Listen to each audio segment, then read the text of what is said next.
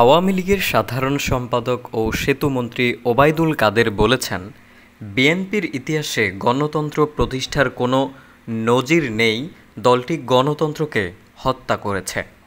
শনিবার শেরেবাংলা একে ফজলুল হকের ৬২তম মৃত্যুবার্ষিকী উপলক্ষে তার সমাধিতে শ্রদ্ধা নিবেদন শেষে সাংবাদিকদের এসব কথা বলেন তিনি।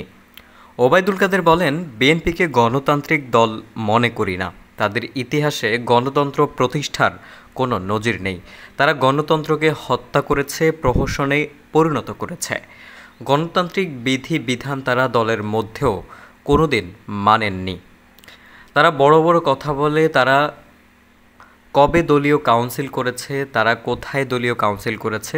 ৭-৮ বছর আগে লা মেরিডিয়ানে কেন্দ্রীয় কমিটির মিটিং হয়েছে। আওয়ামী লীগের সাধারণ সম্পাদক বলেন, ক্ষমতায় যেতে বিএনপি বিদেশি প্রভুদের দাসত্ব করছে।